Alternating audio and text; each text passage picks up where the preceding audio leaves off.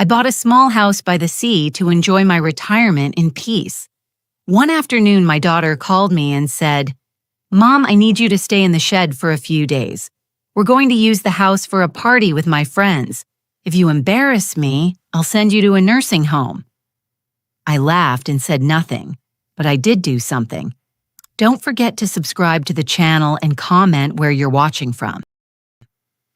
The phone rang while I was replacing the curtain rod in the upstairs bedroom.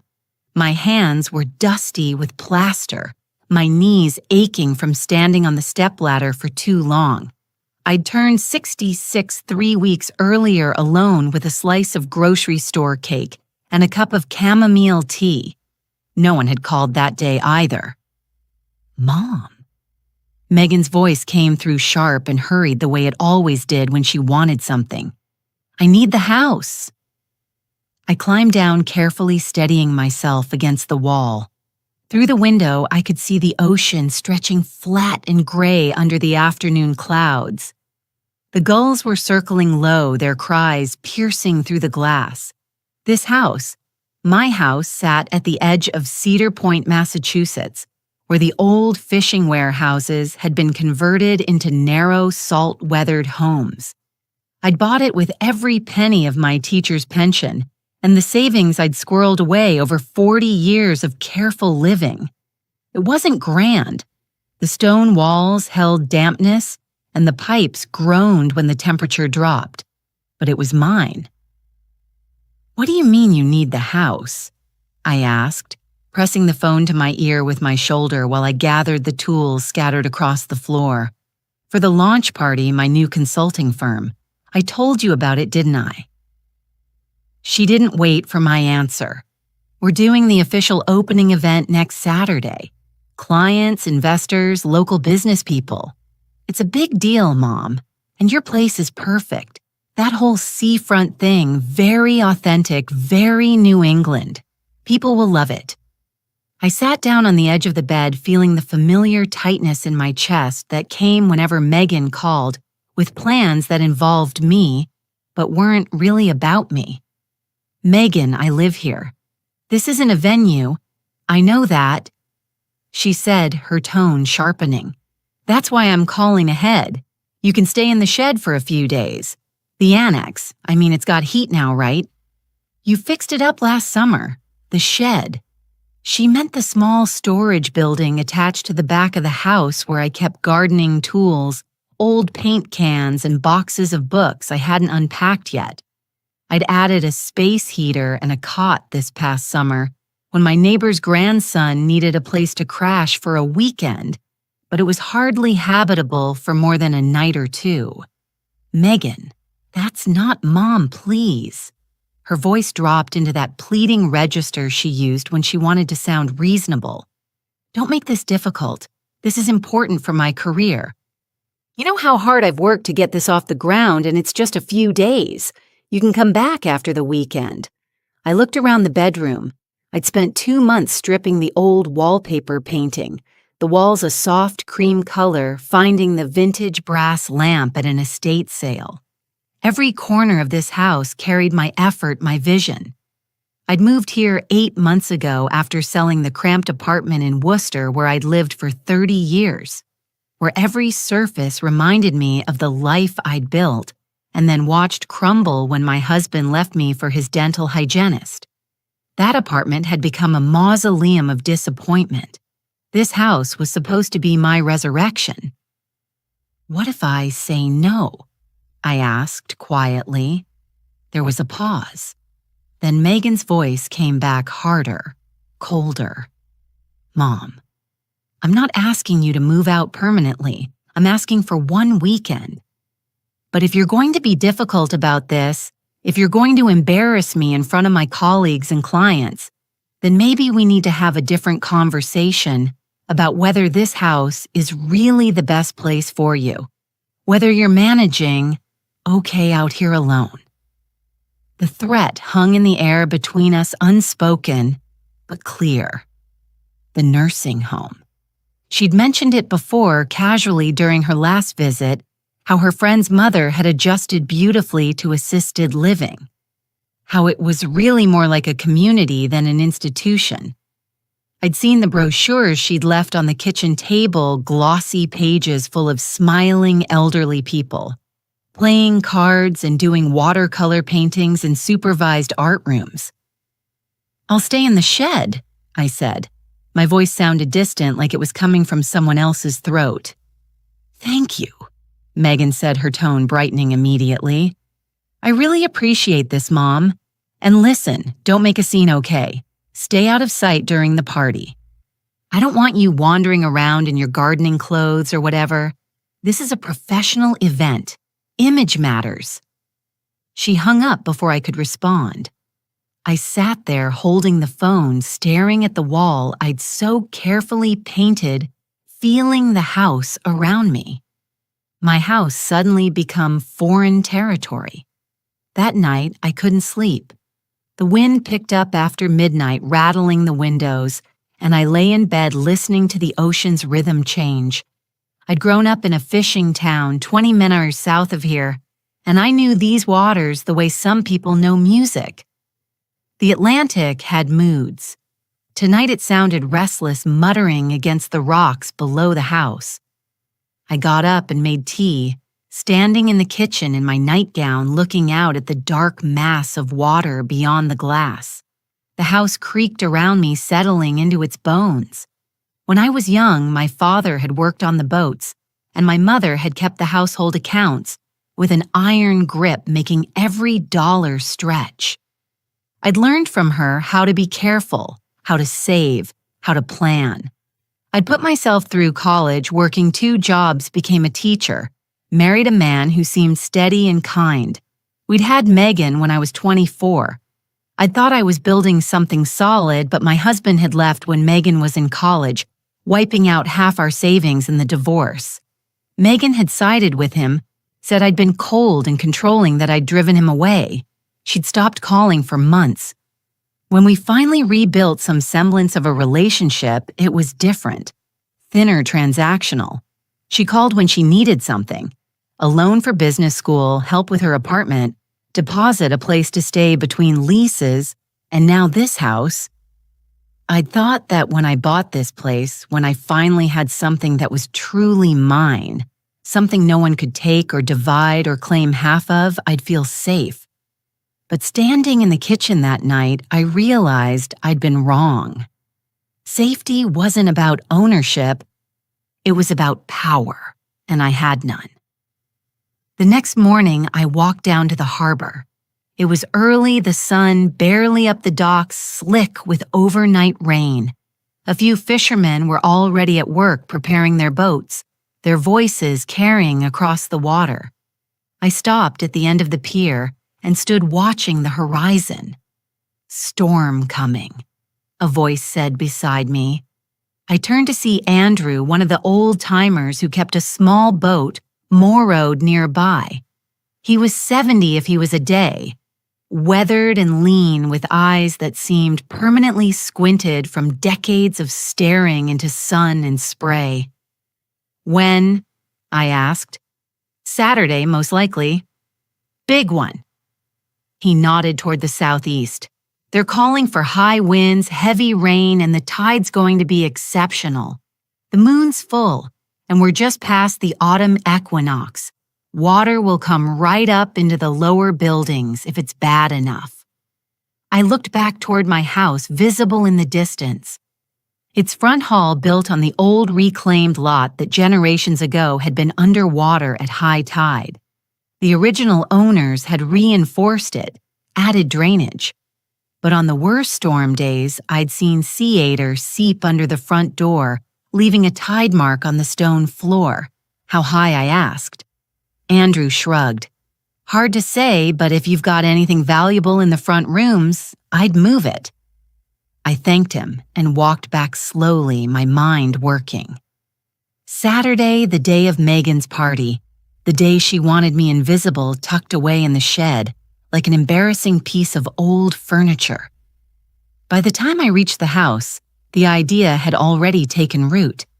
I spent the next few days preparing, moving quietly through the rooms, like a ghost in my own home.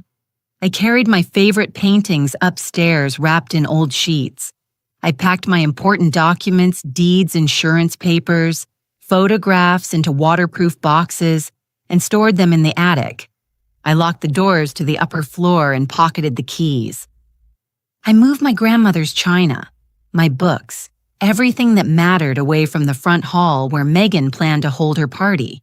She arrived on Friday afternoon with a van full of rental equipment and 2 assistants who looked at the house with the calculating eyes of people staging a performance. Megan barely glanced at me. "The caterers will be here at 8 tomorrow morning," she said, directing her assistants to start unloading chairs. "The party starts at 2. I need you gone by noon, Mom. And remember what I said. Stay in the shed. Don't come out. If I see you wandering around, we're going to have problems." I nodded, mute, watching them transform my living room into an event space. They pushed my furniture against the walls, covered my floors with protective plastic-hung strings of lights across the ceiling. By evening, the house looked like a stage set, beautiful and impersonal. That night, I checked my phone one more time. The weather alert was clear. Severe storm warning. High winds, heavy rain, coastal flooding expected. Peak tide at 2:47 p.m., exactly when Megan's party would be in full swing. I packed a small bag, closed my phone, a thermos of coffee. I wrote a note and left it on the kitchen counter where Megan would see it. "Gone for a walk.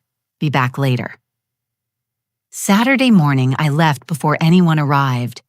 I walked through the damp streets to the cafe 3 blocks away, the one with the big windows overlooking the harbor.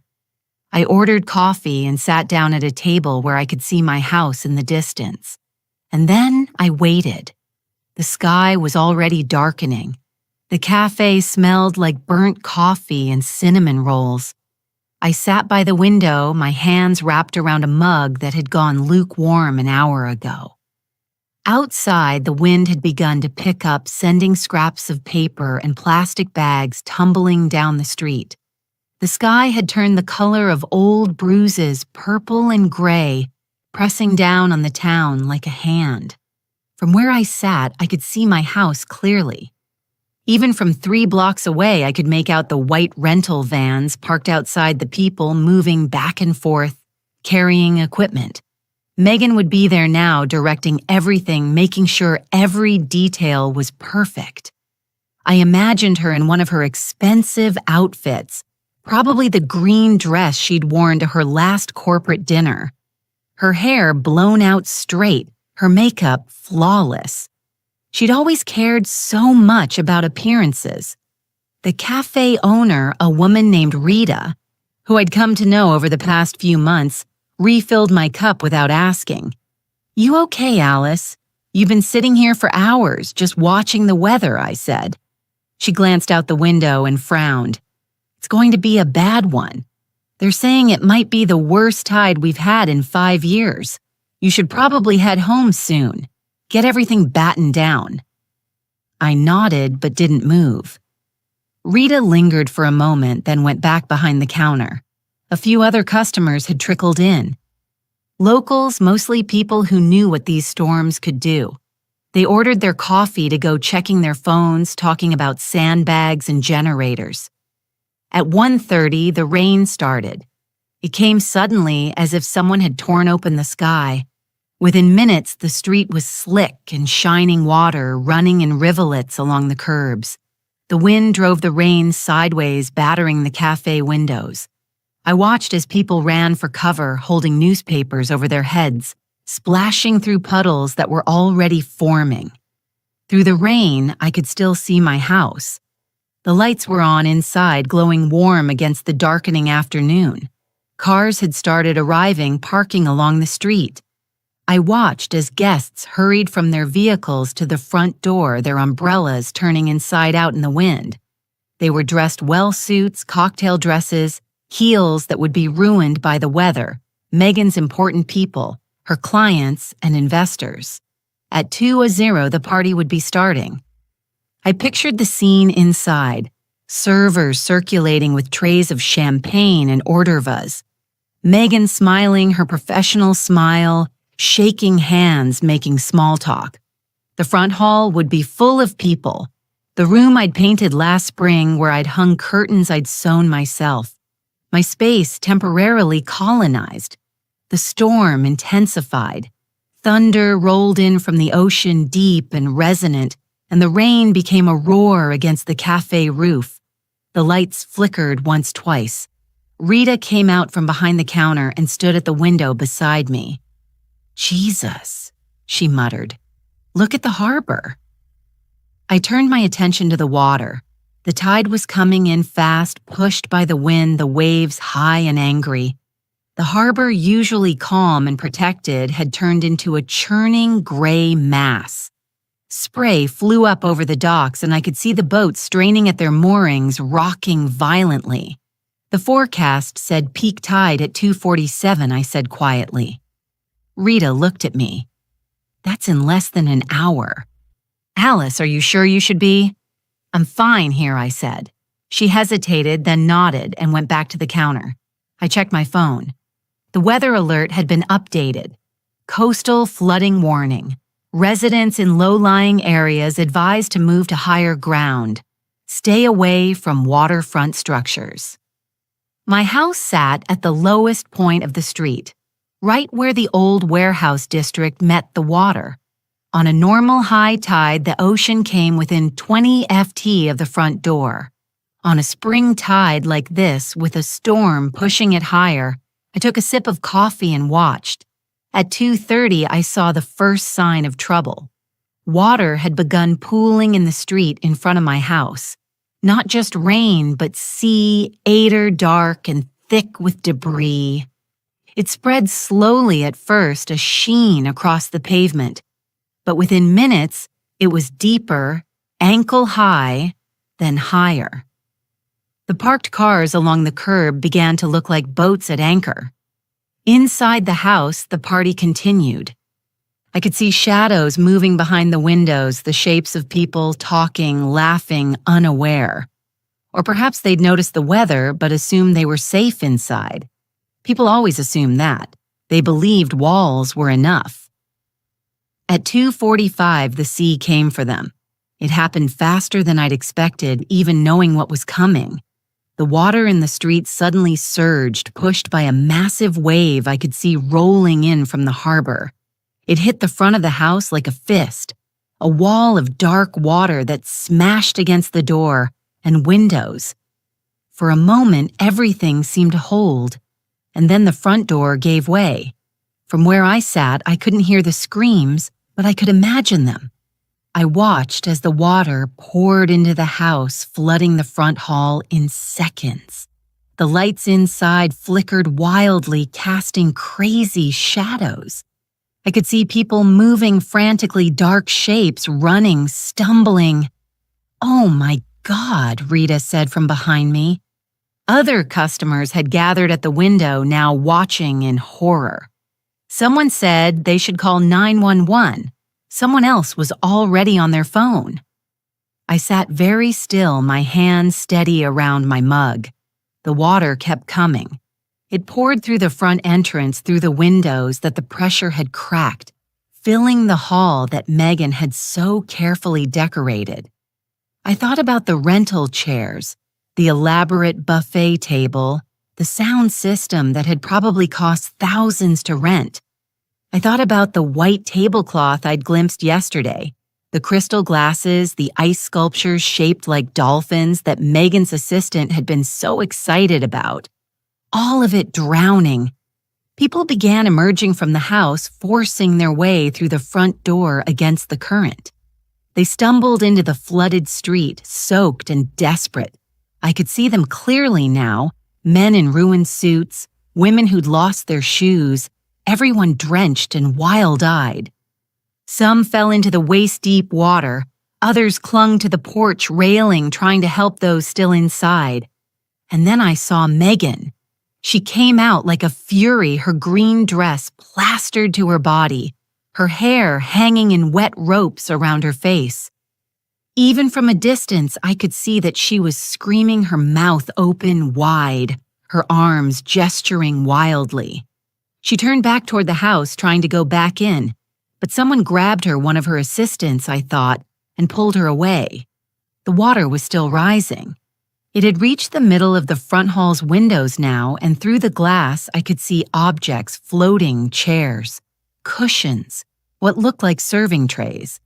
The lights finally died, leaving the house dark, except for the gray storm light coming through the windows. More people emerged, a steady stream of soaked, shocked guests. They huddled together in the street, some making calls on their phones, others just standing there in the rain, looking lost. A few tried to wade to their cars, but the water was too deep, the current too strong. They were trapped, at least temporarily, waiting for the tide to turn. Emergency vehicles began arriving. Fire trucks, police cars, their lights flashing red and blue through the rain. First responders in fluorescent vests started helping people out of the flooded area, guiding them to higher ground. Someone brought blankets. Someone else was taking names, checking for injuries. Through it all, Megan stood in the middle of the street, staring at the house.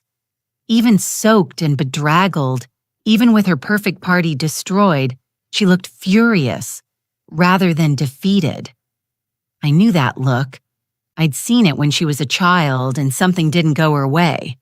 A birthday party canceled because of weather, a toy she wanted that we couldn't afford.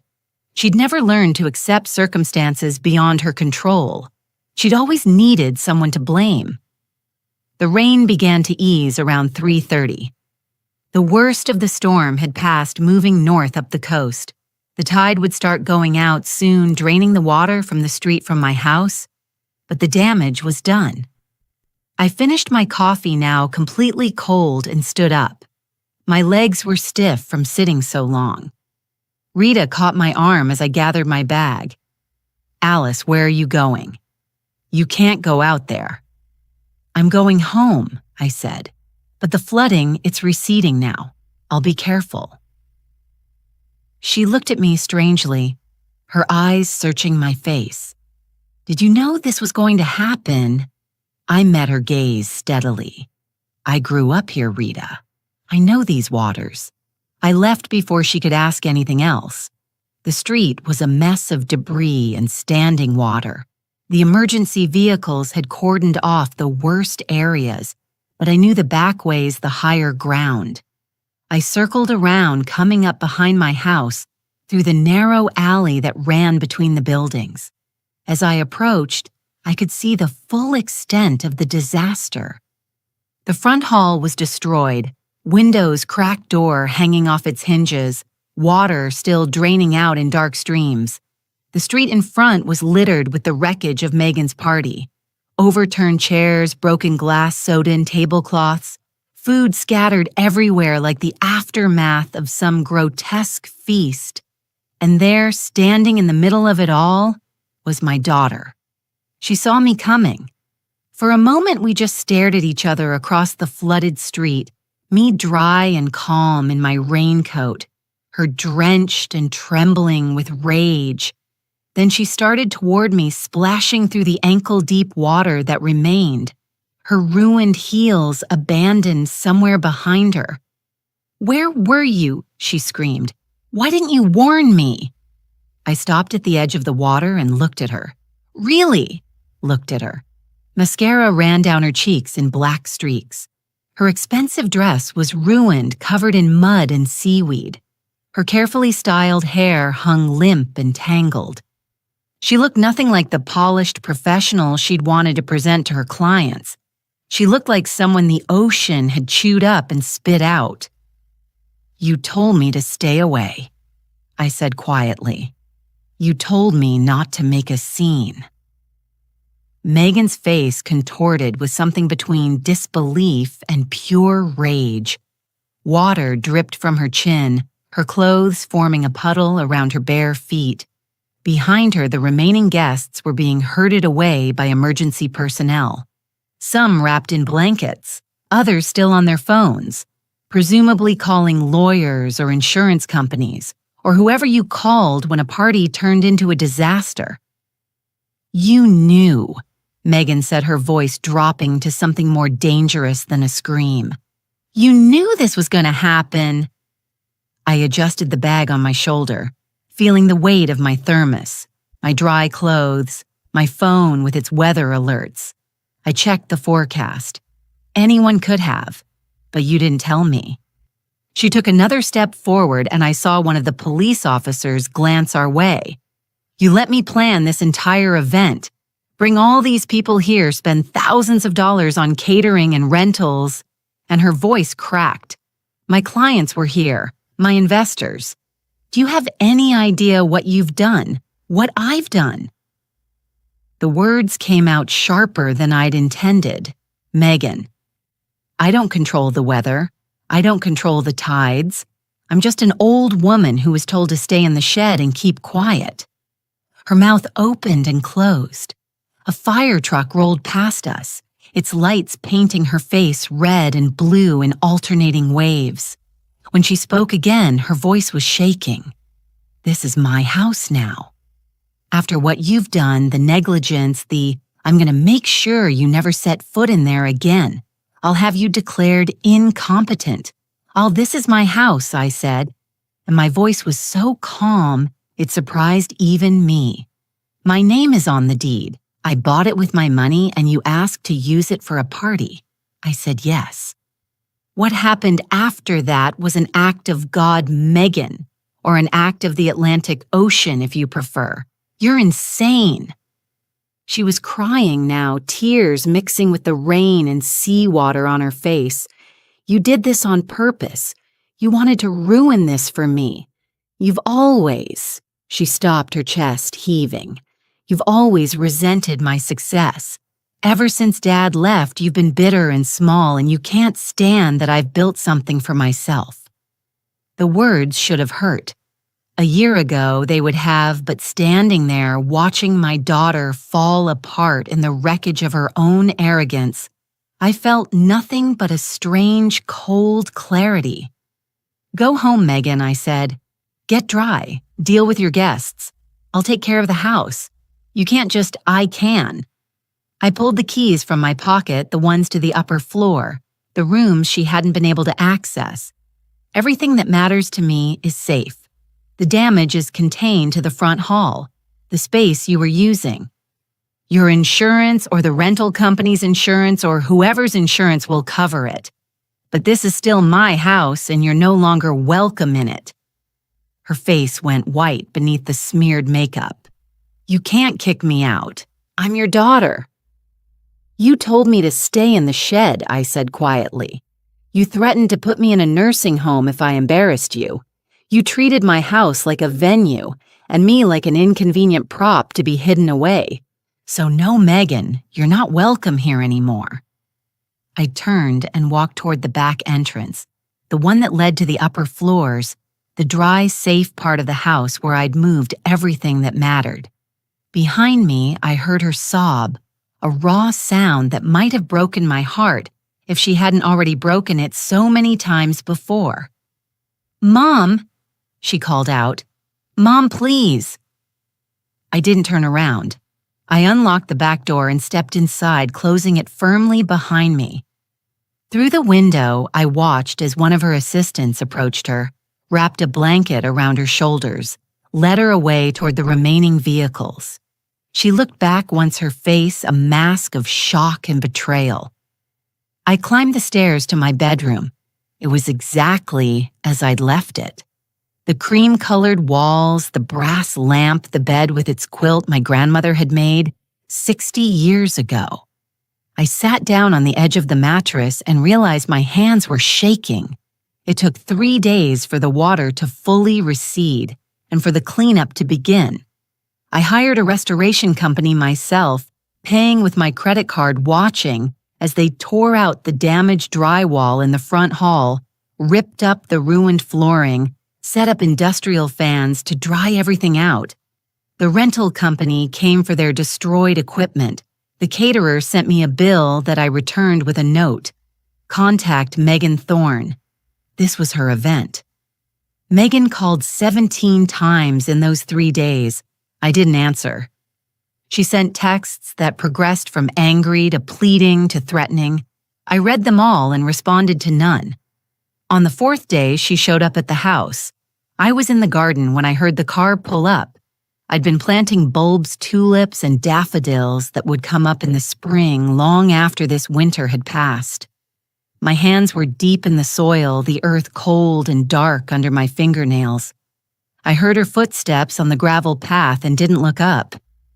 "We need to talk," Megan said. I pressed another bulb into the ground, covered it with soil, patted it down gently. "Do we, Mom, please?" I'm sorry about what I said. I was upset. The party was important to me, and when it all fell apart, she paused. "I shouldn't have blamed you." I moved to the next spot I'd marked, dug another hole. The rhythm of it was soothing. Dig, place, cover, pat. Simple, productive. I spoke to my therapist, Megan continued. She said I might have some unresolved anger about Dad leaving that I might be projecting onto you. Might be, I repeated, still not looking at her. And I know I was harsh about the nursing home thing. I didn't mean it. I was just frustrated that you were being difficult about the house. I sat back on my heels and finally looked up at her. She'd clearly prepared for this visit. Her hair was done, her makeup perfect, her clothes expensive and unstained. She looked like the daughter I'd raised, the one who always knew how to present herself, how to say the right things to get what she wanted. "What do you want, Megan?" She blinked, taken aback by the directness. "I want us to move past this. I want to repair our relationship." "Why, because you're my mother. Am I stood up, brushing the dirt from my knees. "Or am I just someone useful to have around when you need something? A house for a party. A loan for business school. Someone to blame when your father decided he preferred his 25-year-old hygienist. That's not fair." Fair. I laughed, and it came out bitter. "You want to talk about fair? I raised you alone after your father left. I worked 2 jobs to keep you in private school. I paid for your college, your graduate school, your first apartment deposit. And when I finally bought something for myself, a small house, where I could spend my last years in peace, you demanded to use it and then threatened to have me institutionalized. When I hesitated, I said I was sorry. You said the words. I picked up my gardening tools, starting toward the shed, the real shed, the storage building where everything had its place. But you didn't mean them. You're here because you want something. You always want something." She followed me. "That's not true. I love you." I stopped at the shed door and turned to face her. "Do you love the idea of having a mother, someone to perform the role when it's convenient? To disappear when it's not?" Her eyes filled with tears. They looked real this time. Not the angry tears from the other day, but something deeper. For a moment, I almost softened. Almost. "I know I haven't been the best daughter," she said quietly. "I know I've taken you for granted, but I want to do better. Let me try." How I asked, "How exactly do you want to do better?" She hesitated. "I could visit more often, call more. Maybe we could have dinner once a week, and the nursing home threats the demands to use my house, the expectation that I'll hide away whenever my existence is inconvenient. That won't happen again, won't it?" I studied her face, looking for something genuine, something that went beyond the performance, because from where I'm standing, "Megan, this feels like another negotiation. You need something. Maybe you need to salvage your reputation after the party disaster. Maybe you need to feel like a good daughter for your therapist. And you're saying whatever you think will get you what you want. That's cruel. It's honest." I opened the shed door and began organizing my tools, hanging them on their designated hooks. I'm 66 years old. I spent most of my life trying to be what other people needed. A good wife even when my husband was cheating, A good mother even when my daughter blamed me for things I couldn't control. A good teacher even when the school system was falling apart around me. And you know what I learned? She didn't answer. I learned that being good doesn't protect you. Being accommodating doesn't earn you respect. It just teaches people that you'll accept whatever they decide to give you. I turned back to face her. I'm done accepting scraps, Megan. I'm done being grateful for the bare minimum of consideration. So what are you saying? You're cutting me out of your life. I'm saying that if you want to be in my life, it needs to be on different terms. Real terms. Not phone calls when you need something. Not apologies designed to manipulate. Actual change. I can change. Then prove it. I walked past her back toward the house. But prove it somewhere else. I need space right now. And you need to figure out who you actually are when you're not performing for someone. Mom, go home, Megan. This time, she didn't follow. I heard her car start. A few minutes later, heard the crunch of gravel as she backed out of the driveway. I stood at the kitchen window and watched her go, her tail lights disappearing down the street.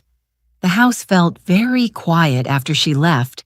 Not empty, just quiet. I made myself a cup of tea and sat at the kitchen table looking out at the ocean. The water was calm now, innocent, as if it hadn't raged through my front hall just days before. The restoration work took 2 weeks. I watched as strangers moved through my house, repairing what the ocean had damaged, replacing what couldn't be saved. They were efficient and professional, barely speaking to me beyond the necessary questions about tile choices and paint colors. I preferred it that way. The silence felt cleaner than the complicated conversations I'd been having with Megan in my head. The arguments I won and lost over and over in the space between sleeping and waking. On a Thursday morning, 3 weeks after the storm, I was sitting on the back steps drinking coffee when I heard someone call my name. I looked up to see Andrew, the old fisherman from the pier, standing at the edge of my property with a paper bag in his hands. "Brought you something," he said, holding up the bag. "Fresh mackerel. Caught them this morning." I stood and walked over, brushing cat hair off my sweater.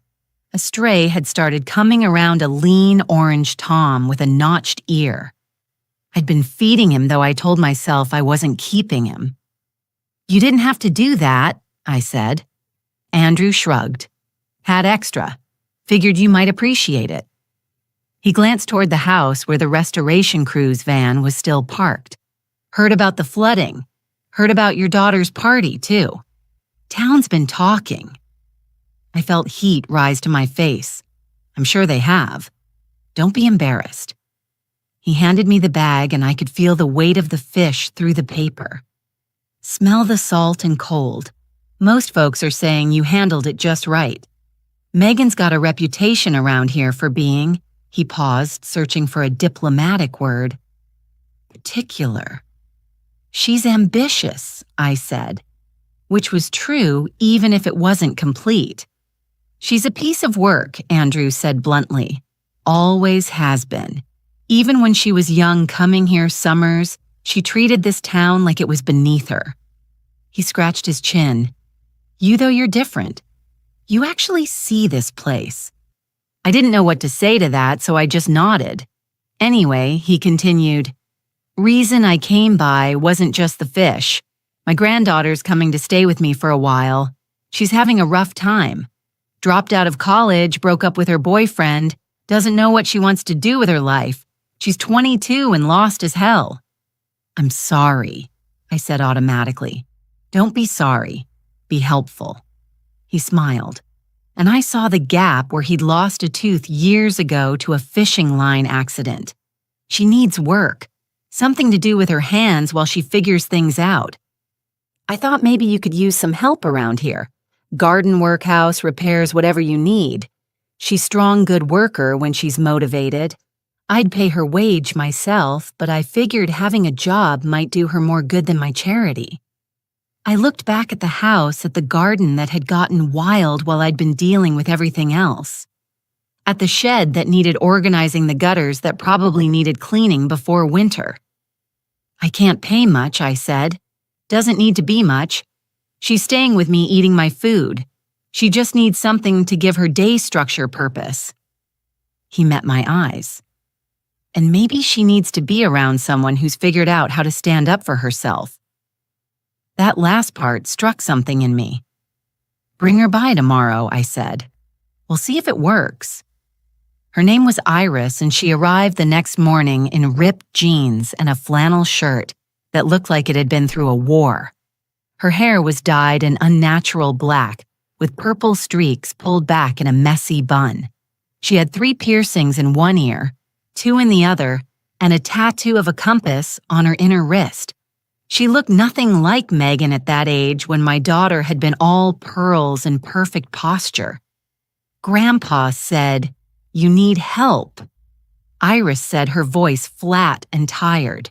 "I do," I replied. "Come in. I'll make coffee and we can talk about what needs doing." She followed me inside, her eyes taking in the house. The front hall was still being finished. New drywall up but not yet painted. The floor bare concrete waiting for tile. The rest of the house was intact, warm, and comfortable in the morning light. "This place is cool," Iris said, and I heard the surprise in her voice as if she'd expected something different. "My grandfather said it used to be a fishing warehouse. In the 1800s," I said, leading her to the kitchen. "They stored equipment here, processed some of the catch. The upper floors were added later in the 20s when they started converting these buildings into homes." I made coffee while Iris sat at the kitchen table, her fingers drumming a restless pattern on the wood. Up close, I could see the dark circles under her eyes, the thinness of her wrists. She looked like someone who hadn't been sleeping or eating well. "So, what happened?" I asked, setting a mug in front of her. "Your grandfather said you left school." She wrapped her hands around the mug but didn't drink. "I was studying engineering. Everyone said it was a smart choice. Good money, stable career, all that. But I hated it. Hated the classes. Hated the people, hated sitting in lectures about load-bearing structures when all I could think about was how much I wanted to be anywhere else. So you left. So I failed out." She finally looked up at me, her eyes defiant. "I stopped going to class, stopped doing the work. They gave me a semester to get my act together and I didn't, so they kicked me out. My parents are furious. My mom keeps sending me brochures for community colleges and trade schools. My dad won't talk to me at all." "What do you want to do?" I asked. She blinked. What do you actually want to do with your life?" "I don't know." The defiance crumbled a little, showing something more vulnerable underneath. "I thought I wanted to build things, design things, but engineering wasn't that. It was all theory and math and computer programs. I want to work with my hands, make something real." I sipped my coffee, thinking. "My garden needs work," I said finally. "The shed needs organizing. The gutters need cleaning. And there's a fence out back that's falling apart. None of it's glamorous, but it's real work. Things you can see when you're done." "I can do that," Iris said quickly. "It won't solve anything," I warned her. "It won't tell you what to do with the rest of your life, but maybe it'll give you space to think. And maybe learning to finish something will help you figure out what's worth starting." She nodded slowly. "My grandfather said you just went through something with your daughter. He talks too much." A ghost of a smile crossed her face. "He said you didn't let her push you around, that you stood up for yourself even though everyone expected you to just take it. It's not as simple as that." I said it never is. She finally took a sip of her coffee. "But you still did it. That's something." We started that afternoon. I showed Iris the garden, pointing out what needed to be done. Weeding the beds, cutting back the dead growth, preparing the soil for winter. She worked quietly. At first, her movements awkward, but she didn't complain. When she didn't know how to do something, she asked. When she made a mistake, she fixed it. Over the next week, a routine developed. Iris arrived each morning around 8, and we worked until lunch. I made sandwiches and soup, and we ate together in the kitchen, not talking much, but comfortable in the silence. In the afternoon, she tackled bigger projects, repairing the fence, organizing the shed, hauling away debris. I worked alongside her when my knees allowed, directed from the porch when they didn't. She didn't ask about Megan, and I didn't ask about her parents. We existed in a present tense that didn't require explanations or justifications. It was surprisingly peaceful. On the 8th day, while we were painting the front hall, the restoration company had finished the structural work, but I decided to do the painting myself. Iris said, "Can I ask you something?" "Go ahead. Do you regret it, standing up to your daughter the way you did?" I dipped my brush in the paint, considering. "No," I said, finally. "I regret that it had to happen. I regret that our relationship deteriorated to the point where it was necessary. But the actual act of setting boundaries. No, I don't regret that. Even if she never comes back, even then, I painted a long, smooth stroke along the wall, because the alternative was losing myself completely, and I'd already spent too many years doing that." Iris was quiet for a while, working on her section of wall. Then she said, "My mom keeps calling, telling me I'm throwing my life away, that I'm being selfish and irresponsible. Are you maybe?" She laughed, but it sounded sad. "I don't know.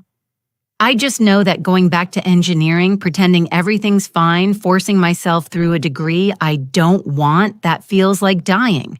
Slowly, in a very practical, well-paid way. Then don't do it," I said. "But what if I end up with nothing? What if I can't figure out what I'm supposed to do?" I set down my brush and turned to face her. "Iris, you're 22 years old. You're supposed to not have everything figured out. That's not failure. That's being young. The mistake isn't dropping out of a program that was wrong for you. The mistake would be spending the next 40 years committed to that wrong choice because you were afraid of disappointing people. Your daughter probably thinks you're wrong," Iris said, "about what you did." "Probably. Does that bother you?" I picked up my brush again. It used to. When she was young, I needed her to understand my choices, to validate them. But I'm 66 years old, Iris. I don't have time anymore to wait for other people's approval before I live my life. We painted in silence for a while. The orange cat appeared in the doorway, meowing for food. Iris smiled and went to feed him, and I watched as she crouched down, murmuring to the animal, scratching behind his notched ear. "Are you keeping him?" she asked. "I don't know yet." "You should. He's already keeping you." That evening, after Iris left, I sat on the back steps with a glass of wine and watched the sun set over the ocean. The cat, I'd started thinking of him as Rusty, curled up beside me, purring. The house behind me was slowly becoming whole, again patched and painted, weathering its wounds. I thought about what Andrew had said about seeing this place rather than just using it, about Iris learning to finish things, about myself learning to start over. My phone buzzed, a text from Megan. "Can we please talk?" I looked at it for a long time. Then I set the phone face down on the steps and watched the light fade over the water. Not yet, I thought. Maybe not ever, but not yet. October turned into November, and the air took on that sharp metallic quality that comes before the first real cold. The garden had been put to bed for winter. Bulbs planted, dead growth cleared the soil, covered with mulch. Iris and I had repainted the front hall, a soft gray blue, the color of the ocean on calm days. The house felt complete again. but different, better somehow, more honestly mine. Iris had started staying later sometimes through dinner. She'd begun bringing her sketchbook filling pages with drawings of boats and buildings and shoreline structures. Her lines were confident, precise in a way that surprised me. "You're good at this," I said one evening, looking over her shoulder as she sketched the view from my kitchen window. She shrugged but looked pleased. "It's just doodling." "It's not." I studied the drawing, the way she'd captured the curve of the harbor, the weathered texture of the dock posts. Have you ever thought about architecture, actual building design, not engineering? That's what my ex-boyfriend said. But my parents wanted something more practical, something with a clear career path. She added shading to the water, making it look dimensional. Engineering was the compromise. Some compromises cost too much. She looked up at me. "Is that what happened with your daughter?" "You compromise too much." I sat down across from her, cradling my tea mug. "For a long time, yes. I thought that's what mothers did. Absorbed the impact, smoothed things over, made everything work even when it cost us everything. I thought that was love. And now I think love without respect is just servitude with a prettier name." Iris went back to her drawing quiet for a moment. Then she said, "My mom came by my grandfather's house yesterday. She brought more college brochures, got into a fight with him when he told her to leave me alone. How do you feel about that guilty, grateful, angry?" She set down her pencil, all of it at once. "I hate that they're fighting because of me, but I'm also tired of being told what I should want." "What do you want?" She laughed, but it sounded frustrated. "I keep asking myself that. What I know is that I like working with my hands. I like seeing something take shape. I like the work we've been doing here. It feels real in a way school never did." "Then maybe that's enough for now," I said, knowing what feels real. Before she could respond, headlights swept across the window. We both turned to look. A car had pulled into my driveway, a silver sedan I recognized immediately. "Is that your daughter?" Iris asked. "Yes." I stood up, my stomach tightening. "You should probably go." "Do you want me to stay?" I almost said yes, but this was something I needed to face alone. "Thank you, but no. Go home. I'll see you tomorrow." Iris gathered her things, quickly slipping out the back door just as Megan knocked on the front. I took a breath, studied myself, and opened it. Megan looked different than she had 3 weeks ago. Thinner, maybe, or just more worn. Her clothes were still expensive, her makeup still perfect, but there was something fragile in her eyes that hadn't been there before. "Can I come in?" she asked. I stepped aside. She walked into the front hall, the hall she'd tried to command, and near the hall the ocean had destroyed, and stopped looking around at the fresh paint, the new floor tiles I'd chosen, the artwork I'd hung on the walls. "It looks good," she said quietly. "Different, but good." "What do you want, Megan?" She turned to face me. "I wanted to see you to talk. You haven't answered any of my calls or texts." "No, I haven't." "Why not?" I walked past her into the living room and sat down. She followed, perching on the edge of the sofa like she wasn't sure she was allowed to fully settle. "Because I didn't want to," I said, simply because I needed space. "Because every time we talk, it ends the same way. You wanting something, me, giving it, you taking it for granted until you want something else. That's not fair, isn't it?" I looked at her directly. "Tell me the last time you called just to talk, not to ask for something. Not because you needed something, just to see how I was doing." She opened her mouth, then closed it. I could see her searching her memory, and the silence stretched between us, growing heavier. "That's what I thought I said. I'm here now," she said, and her voice cracked slightly. I'm trying, Mom. I know I've been a terrible daughter. I know I've taken advantage of you, but I want to fix this. I want us to have a real relationship. Why? Because you're my mother. That's not a reason, Megan. That's a biological fact. Why do you actually want a relationship with me? What do I give you besides free real estate and emotional labor? She flinched. That's cruel. It's honest. And I'm tired of pretending that our relationship is something it isn't. You don't call on my birthday. You didn't come when I moved into this house. You've never asked about my life, my interests, how I'm actually doing. You show up when you need something and disappear when you don't. I've been busy building my career. We're all busy, Megan. That's not an excuse. It's a choice. You chose your career over maintaining a relationship with me. That's fine. That's your right. But you don't get to come back now when it's convenient for you and demand that I pretend the last 5 years didn't happen.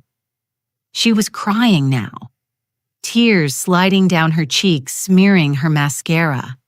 The party was a disaster. Everyone saw my clients, my investors. They all saw me lose control, saw the chaos. Half of them think I'm incompetent for not checking the weather. The other half think it's funny. I've become a joke. I'm sorry that happened, I said, and I meant it. But it's not my fault. You chose to have the party here. You chose not to check the forecast.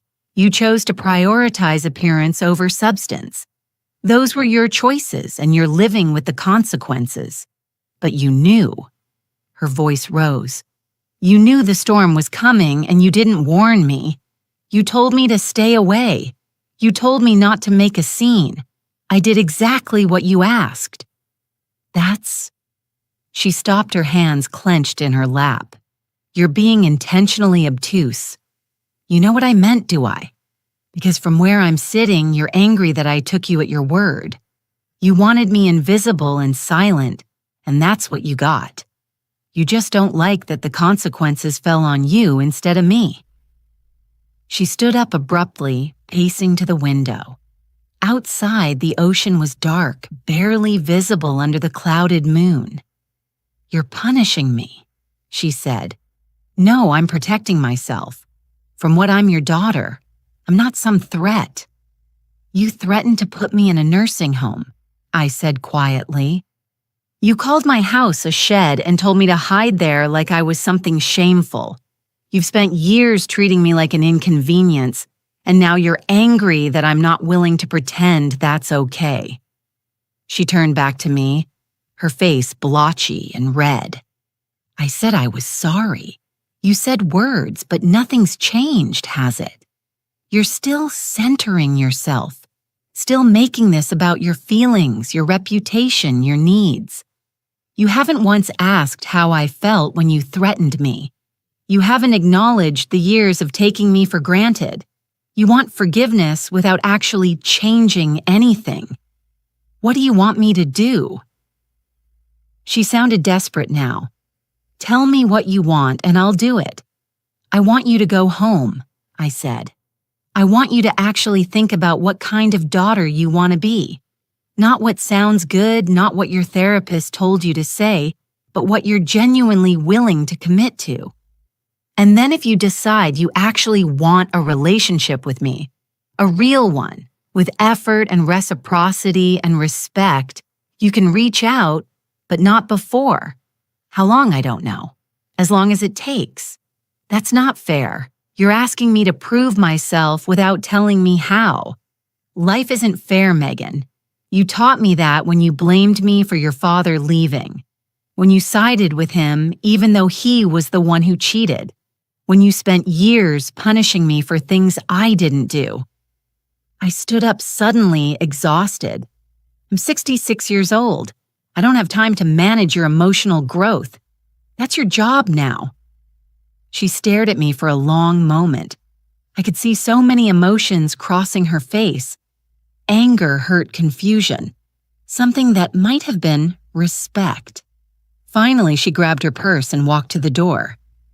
You've changed, she said. Yes, I don't know if I like it. You don't have to. I opened the door for her. But you do have to accept it. She left without another word. I watched her drive away, her taillights disappearing into the darkness. Then I closed the door, locked it, and stood in the quiet of my house. Rusty appeared from wherever he'd been hiding during the confrontation and wound around my ankles, purring. I picked him up. He was getting heavier, filling out from regular meals, and carried him to the kitchen. My hands were shaking again the way they had after the storm. After the first confrontation, but underneath the shaking, was something else, something solid. My phone buzzed. A text from Iris. "You okay? Saw your daughter leave." I typed back. "I'm okay. See you tomorrow." She responded immediately. "Want me to bring coffee and donuts? The good ones from the bakery." I smiled. "Yes, thank you." Another buzz. This one from Andrew. "Iris says you had a rough night. Come by the boat tomorrow if you want. Going out for cod. Could use the company. I hadn't been out on a fishing boat in 40 years. The idea filled me with something I hadn't felt in a long time. Anticipation. "What time?" I typed. 5:00 a.m. Bring warm clothes and coffee. I set the phone down and looked around my kitchen. The sketchbook Iris had left behind was still on the table, open to her drawing of the harbor. The mug I'd drunk tea from, the chair I'd sat in while talking to Megan, the window that looked out onto the dark ocean. This was my life now. Not the life I'd planned when I was young and thought I understood how things worked. Not the life I'd built with my husband or the life I'd tried to maintain with my daughter. This was something new, still taking shape, still figuring itself out. And for the first time in years, I wasn't afraid of what that meant. The fishing boat rocked gently in the pre-dawn darkness, the engine humming beneath my feet. Andrew stood at the wheel, his silhouette barely visible against the lighter gray of the eastern horizon. I held my coffee with both hands, feeling the cold seep through my gloves, breathing in the smell of salt and diesel and fish. "Forgot how much I missed this," I said. Andrew glanced back at me and smiled. "The ocean gets in your blood. You can leave it, but it doesn't leave you." We headed out past the harbor, past the breakwater, where the gulls were already gathering out into the open water, where the swells grew larger and the land became a dark line behind us. I'd woken at 4 nervous about being back on a boat after so many years, but as soon as we'd cast off, something in me had settled. This was where I'd grown up. These waters had shaped me before marriage, and motherhood and disappointment had tried to reshape me into something else. "Iris is doing well," Andrew said as he cut the engine and began preparing the lines. "She seems different, more focused. She's figuring things out," I said, moving to help him. My hands remembered the motions. Baiting hooks, checking lines, the careful dance of working on a moving deck. "So are you," seems like. I didn't answer right away. We fished in comfortable silence as the sun began to rise, painting the sky in shades of pink and orange. The cod were biting well, and soon we had a decent catch in the cooler. "My daughter came by last night," I said finally. "I heard Iris was worried about you. I'm okay. Better than okay, actually." I reeled in another fish, a good-sized cod that fought hard before I brought it up. I told Megan the truth, all of it. No softening, no apologizing for my feelings. Just the truth. How'd she take it? Not well. But that's not my problem anymore. I unhooked the fish and added it to the cooler. I spent too many years making her feelings my responsibility. I'm done with that. Andrew nodded slowly. My daughter, Iris's mother. She's cut from similar cloth, always wanting things to be a certain way, getting angry when life doesn't cooperate. She's furious at me right now for not forcing Iris back to school. You can't force someone to live a life they don't want. No, but you can love them anyway, even when they disappoint you. He cast his line again. The trick is knowing the difference between love and control. Took me too long to learn that. We fished until mid-morning, then headed back with our catch. Andrew gave me half the fish, refusing payment, and I drove home feeling something I hadn't felt in months. Lightness. As if I'd put down a weight I'd been carrying so long I'd forgotten it was there. Iris was waiting at my house when I arrived, sitting on the back steps with Rusty in her lap. She stood when she saw me, her face anxious.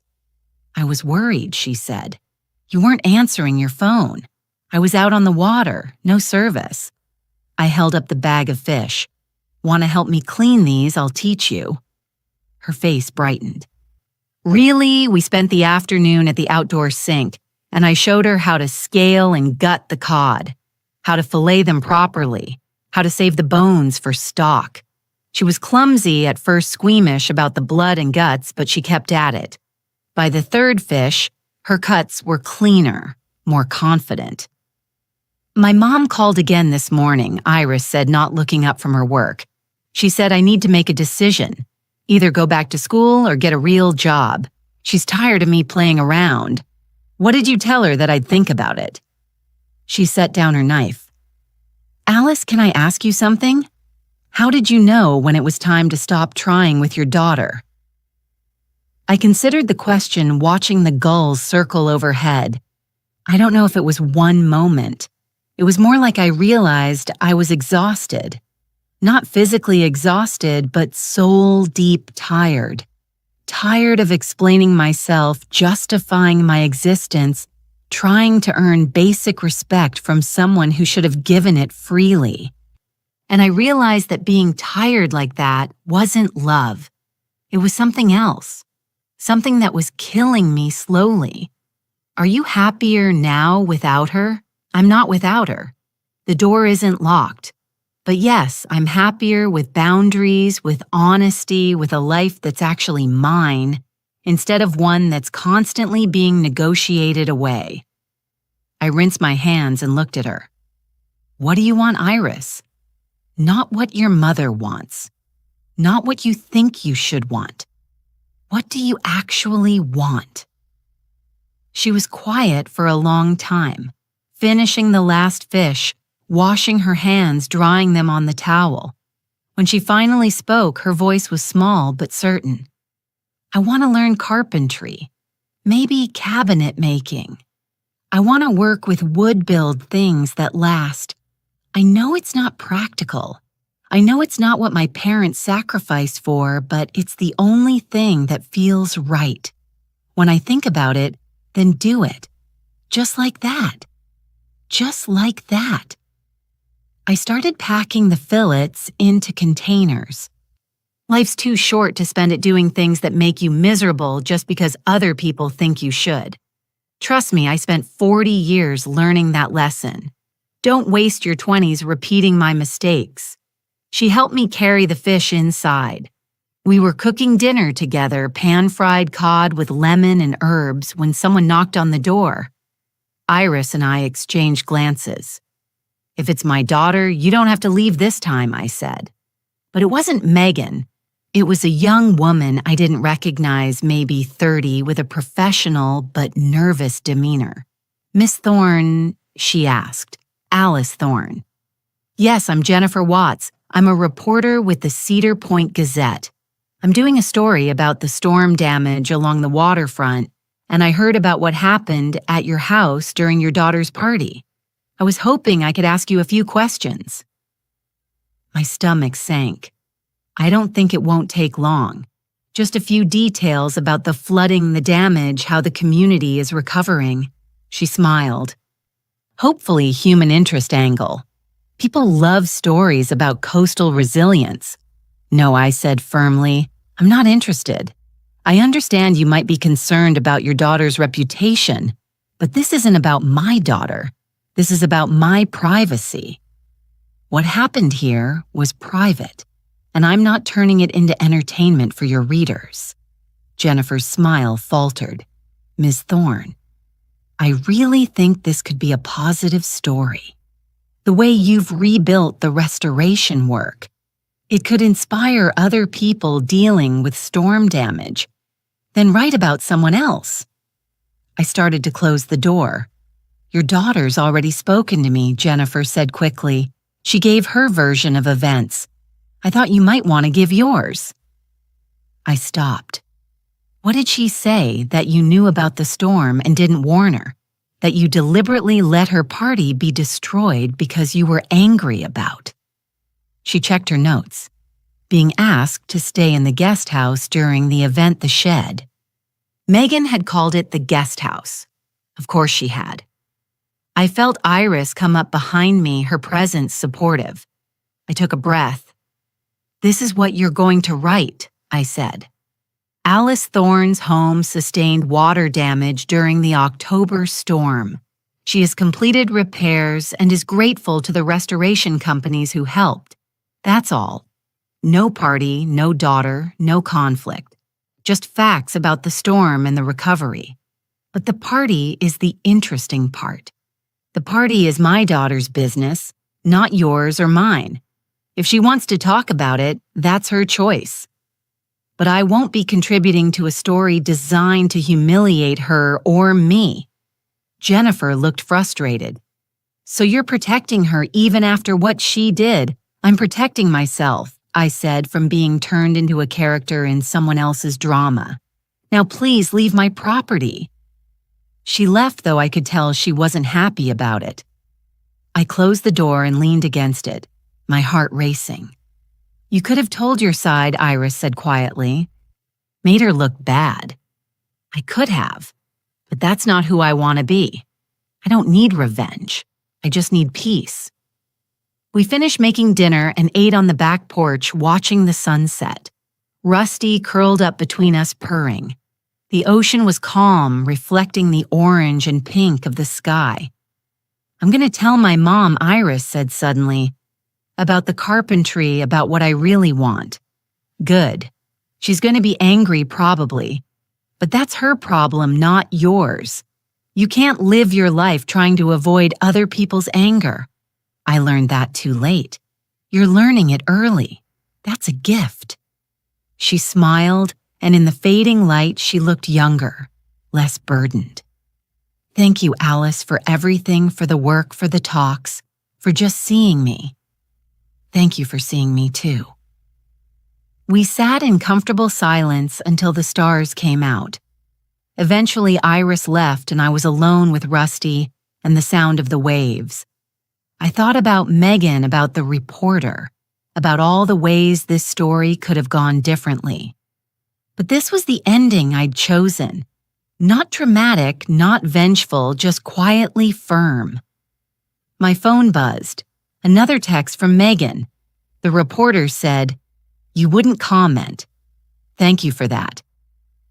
I stared at the message for a long time. It wasn't an apology. It wasn't a real acknowledgement of what had happened between us, but it was something. A small recognition that I'd chosen kindness even when I didn't have to.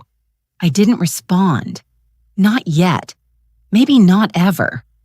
But I saved the message instead of deleting it. The next morning I woke early and walked down to the beach. The tide was out, exposing the rocks and tidal pools, the sand smooth and unmarked. I took off my shoes and walked along the waterline, feeling the cold Atlantic soak into my feet. This was my life now, a small house by the sea, a job teaching Iris carpentry basics that I barely remembered myself, but was relearning alongside her. A friendship with Andrew and his rough wisdom. A cat who'd chosen me. Boundaries that I defended without apology. Peace that I'd built from the wreckage of other people's expectations. It wasn't the life I'd imagined at 20 or even at 60. It was smaller in some ways, quieter, less populated, more careful, but it was mine. Every inch of it, every choice and consequence and morning walk along the shore. In the distance, I could see Andrew's boat heading out for the day's fishing. A few other early risers were walking their dogs, collecting shells, standing in the shallow water. Normal people living normal lives, carrying their own private stories of loss and rebuilding. I stood there for a long time, watching the sun climb higher, feeling its weak November warmth on my face. Then I turned and walked back toward my house ready for whatever came next. The ocean had taught me many things in 66 years, but the most important lesson was this: you cannot control the tides. You can only learn to read them, respect them, and build your life on ground high enough to weather the storms. I had finally learned to build on higher ground, and I was for the first time in years genuinely happy. Now tell me, what would you have done if you were in my place? Let me know in the comments. Thank you for watching, and don't forget to check out the video on your screen right now. I'm sure it will surprise you.